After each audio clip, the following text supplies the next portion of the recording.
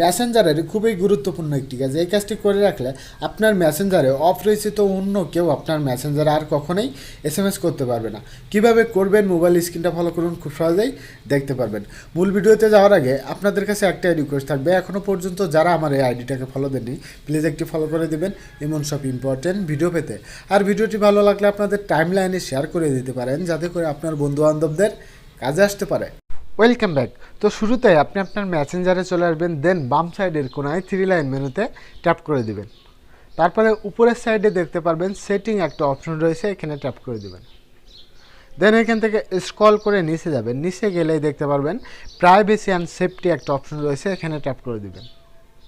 তারপরে এখান থেকে একটু নিচে দেখতে পারবেন মেসেজ ডেলিভারি একটা অপশন দেওয়া আছে, এখানে ট্যাপ করে দিবেন। দেন এখান থেকে 2 নাম্বার অপশনটি দেখতে পারবেন friends of friends on Facebook, এই অপশনটার উপরে ট্যাপ করে দিবেন।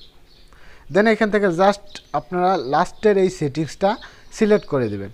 তো এই অপশনটি সিলেক্ট করার পরে আপনার মেসেঞ্জারে যদি অপরিচিত অন্য কেউ আপনার মেসেঞ্জারে একটা মেসেজ করে, সেই মেসেজটি কিন্তু আপনার মেসেঞ্জারে আর ডেলিভারি হবে না। আমাদের মেসেঞ্জারে কিন্তু অনেকেই আমাদের ফ্রেন্ড না থাকা সত্ত্বেও আমাদের এসএমএস করে ডিস্টার্ব করতে থাকে।